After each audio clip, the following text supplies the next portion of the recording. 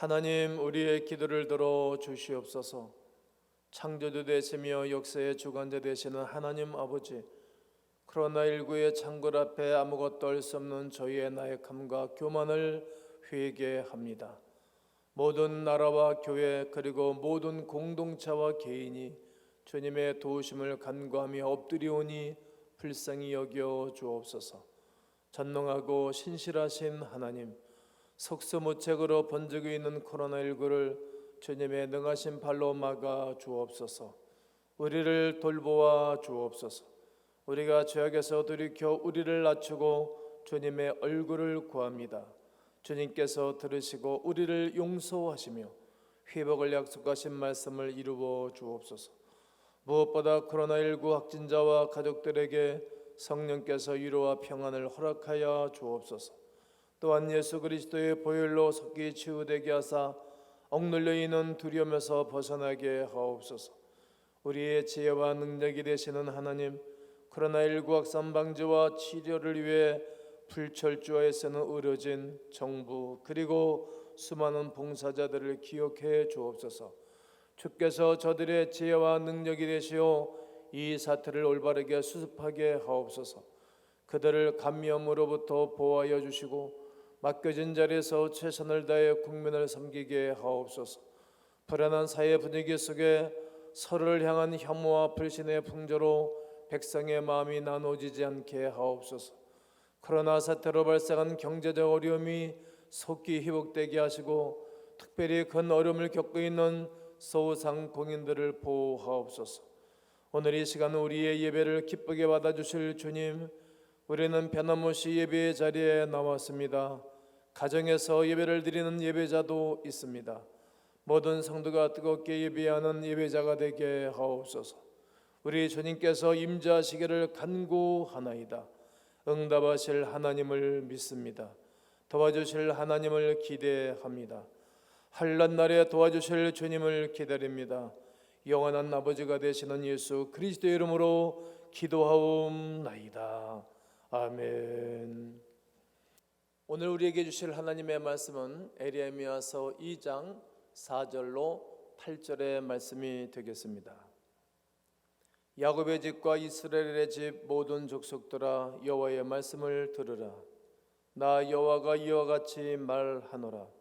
너희 조상들이 내게서 무슨 불의함을 보았기에 나를 멀리하고 가서 헛된 것을 따라 헛되이 행하였느냐. 그들이 우리를 애굽 땅에서 인도하여 내시고 광야 곧 사막과 구덩이 땅, 건조하고 사망의 그늘진 땅, 사람이 그곳으로 다니지 아니하고 그곳에 사람이 거주하지 아니하는 땅을 우리가 통과하게 하시던 여호와께서 어디 계시냐 하고 말하지 아니하였도다. 내가 너희를 기름진 땅에 인도하여 그것의 열매와 그것의 아름다운 것을 먹게 하였거늘 너희가 이리로 돌아와서는 내 땅을 더럽히고 내 기업을 역겨운 곳으로 만들었으며 제사장들은 여호와께서 어디 계시냐 말하지 아니하였으며 율법을 다루는 자들은 나를 알지 못하며 관리들도 나에게 반역하며 선지자들은 바알의 이름으로 예언하고 무익한 것들을 따랐느니라. 아멘. 저는 3월 한 달 동안 시대의 옷을 입으라 이런 총설교 주제하에 하나님의 말씀을 증거하고 있습니다. 오늘은 애가입니다.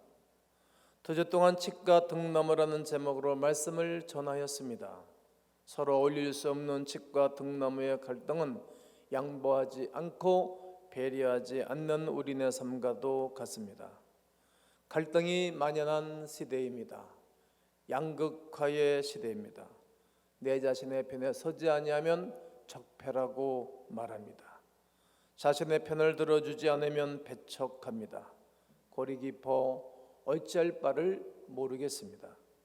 품어주지 않으며 사랑하지 않습니다. 섬기지 않으며 이해하여 주지도 않습니다.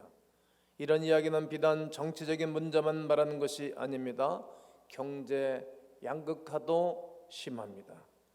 부유한 사람 아니면 가난한 사람입니다. 중산층은 무너졌습니다. 세대 간 갈등은 또 얼마나 심합니까? 기성세대와 다음 세대의 갈등도 첨예합니다. 어른을 향하여 꼰대라고 말합니다. 아이를 향하여 본때 없다라고 말합니다. 교회의 양극화도 심합니다. 개척교회 또는 미자립 교회는 매 순간이 어렵습니다. 이번 코로나 사태로 인하여 피해를 입는 것은 적은 소규모의 교회들입니다. 정치, 경제, 사회, 문화, 심지어 교회까지 갈등이 없는 것이 없습니다. 예수님께서 이런 때를 제자들에게 예언했던 말씀을 기억하시고 계시지요? 마가복음 13장 1절로 8절에 보면 많은 사람이 내 이름으로 와서 이르되 내가 그라하여 많은 사람을 미혹하리라. 난리와 난리의 소문을 들을 때 두려워하지 말라. 이런 일이 있어야 하되 아직 끝은 아니니라.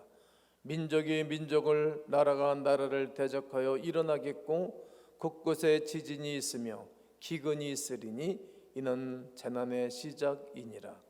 이사야서 19장 2절 하반절에도 보면 그들이 각기 형제를 치며 각기 이웃을 칠 것이요 성읍이 성읍을 치며 나라가 나라를 칠 것이며 이렇게 기록하고 있습니다. 적그리스도 예수 그리스도 이름하는 자들이 등장하여 많은 사람들을 미혹합니다. 무리를 나누며 갈등과 난리를 일으킵니다. 많은 사람들이 신음하며 아파하고 두려워합니다. 또 말씀하시기를 민족이 서로 대적하며 나라가 서로 대적합니다. 자연재해로 또는 기근으로 갈등이 심화됩니다. 세상도 교회와 갈등을 일으킵니다.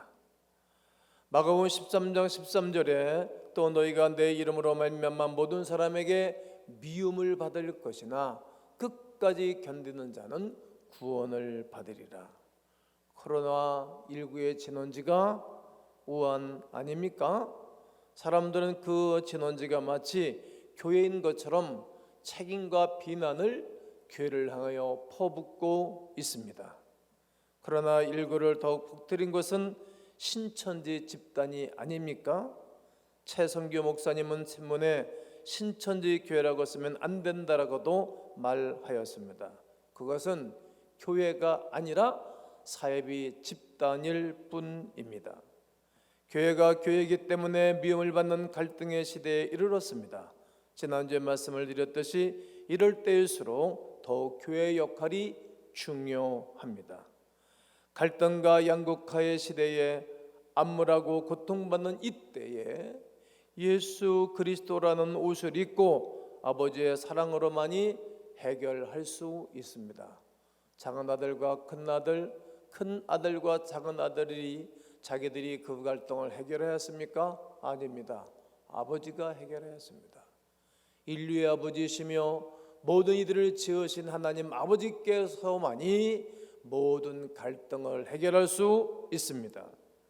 세상이 점점 어둡게 변하고 악해질 때, 하나님을 등지고 교회를 핍박할 때, 하나님의 심판이 임박할 때 하나님의 의로 사는 것이 아니라 각자의 유익과 만족을 따라 살 때, 하나님 나라의 가치로 거룩함이 아니라 이 땅의 것이 전부인 것처럼 살아가는 이때에 우리는 성경을 통하여 역사를 통하여 하나님을 대적하는 갈등의 시대를 수없이 경험하였습니다. 그러나 마찬가지로 말씀을 통하여 갈증을 통하여 하나님이 허락하시는 회복의 은혜도 수없이 경험하였습니다. 때마다 시대의 옷을 입고 회복과 은혜를 외치는 사람들이 그 세대마다 있었습니다. 세례요한처럼 강가에 외치는 소리가 해서 회복을 부르짖습니다. 세상을 향하여 하나님을 떠난 자들을 향하여 돌아오라 호소합니다. 세상의 그릇됨, 바르지 않고 의롭지 않은 것을 신랄하게 비판하며 부르짖습니다. 우리는 그런 자들을 예언자, 선지자라고 부릅니다. 예언자는 미리 있을 일을 미리 이야기하는 자를 말하는 것이 아니라 하나님의 말씀을 다른 사람에게 전하는 자, 대언하는 사람을 가르치는 것입니다. 그래서 성경에서 선지자는 주로 광야에서 외치곤 하였습니다. 세상의 정치가 왕들 향하여 주저하지 않고 하나님께로 돌아오라고 통렬하게 부르짖는 것입니다. 그러하니 세상과 왕들이 선지자를 얼마나 미워했겠습니까? 가시처럼 싫어했을 것입니다. 세례요한도 목이 잘려 죽임을 당하였습니다. 전승에 의하면 남유다의 므낫세 왕은 대선지자 이사야를 톱으로 켜서 죽였다고 합니다. 본문에 등장하는 선지자 예레미야 역시 애굽으로 끌려가 백성들의 돌에 맞아 죽었습니다. 우리 주 예수 그리스도 역시 총독 빌라도와 제사장 로마 군병들에 의하여 십자가에 달려 돌아가셨습니다. 베드로는 로마에서 십자가를 거꾸로 달려 죽었으며 그의 형제 안드레는 영국 쪽에 가서 X자로 십자가 박혀 죽기도 하였습니다. 의심 많은 도마 제자는 인도에서 순교를 당하였습니다. 선지자는 목숨을 걸고 세상을 향하여 죄악을 드러내며 부르짖는 것입니다. 이 세상은 잘못되었다. 이 세상이 잘못 가고 있다. 하나님께로 돌아와야만 살 수 있다. 한번 따라해 보시면 좋겠습니다. 이 세상은 잘못되었다. 하나님께로 돌아와야만 살 수 있다. 이렇게 계속 외치는 것입니다. 여러분들도 보셨을 예레미야의 별명은 눈물의 선지자입니다. 그는 주전 587년 예루살렘에 파괴되기 전까지 40년 동안 그리고 이스라엘 백성들에게 유다 백성들에게 하나님의 말씀을 증거한 선지자입니다.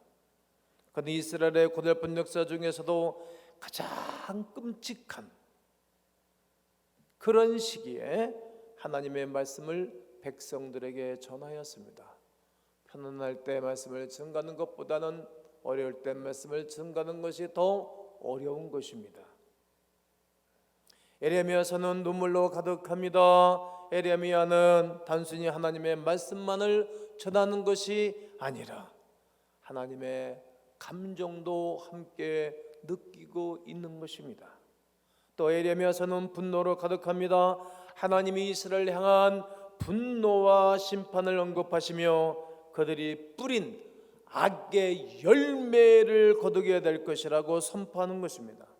예레미야서 11장 10절로 11절을 다 함께 읽겠습니다.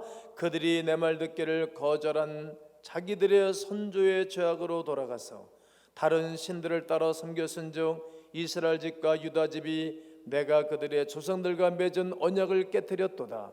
그러므로 나 여호와가 이와 같이 말하노라. 보라, 내가 재앙을 그들에게 내리리니 그들이 피할 수 없을 것이라.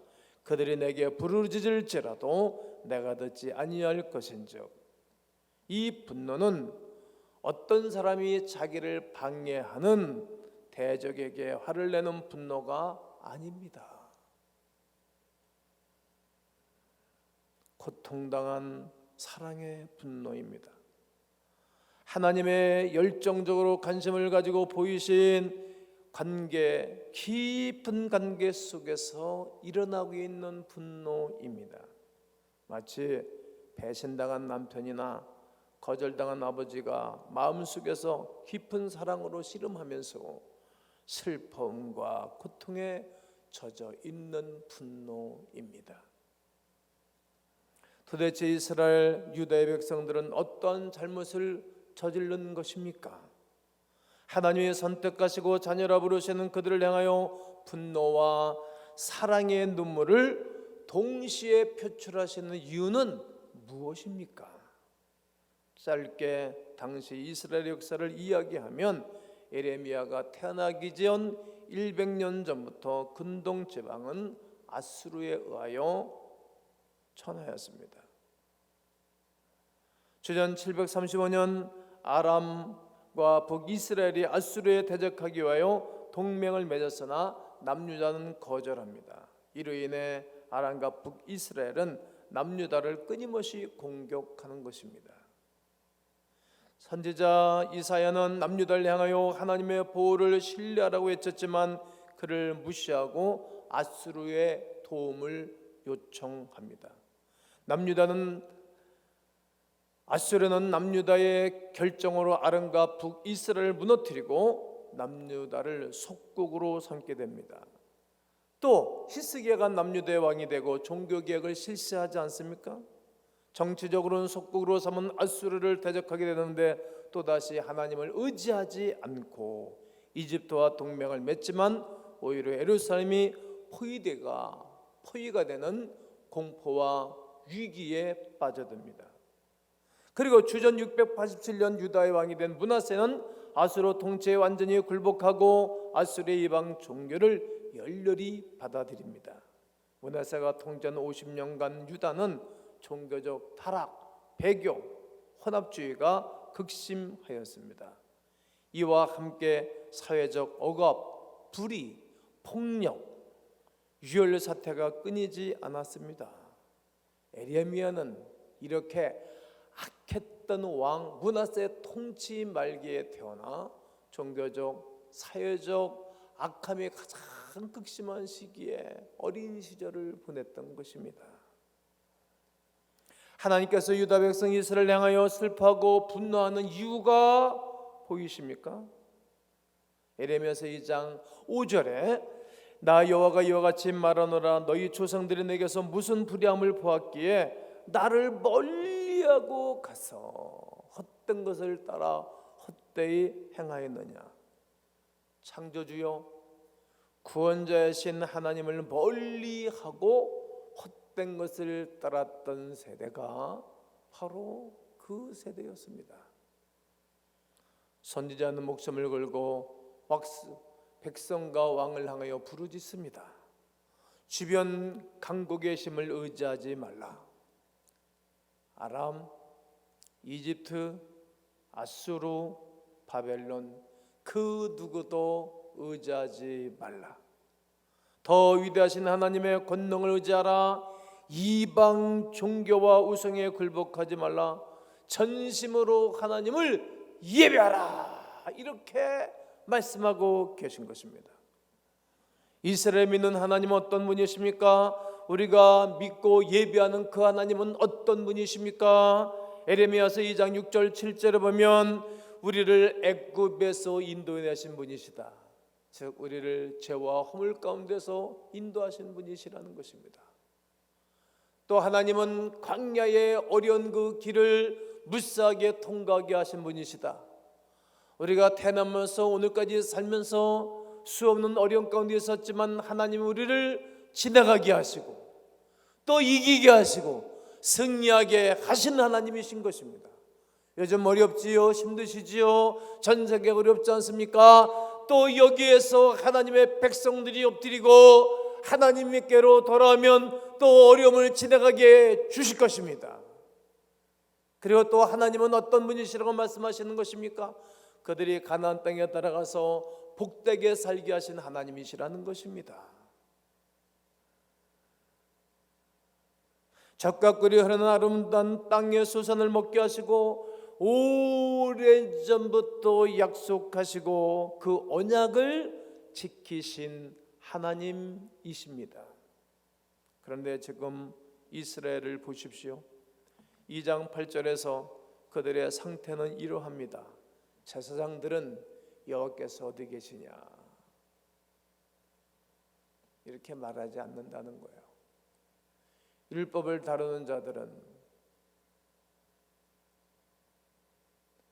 나를 알지 못한다. 관리들도 나에게 반역한다. 선지자들도 바알의 이름으로 예언을 하고 무익한 것들 따른다는 것입니다.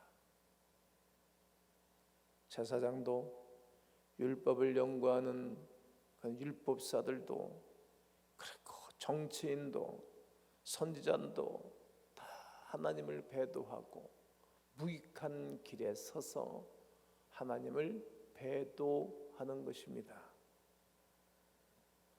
그들은 생수의 근원이신 하나님을 버려버렸습니다.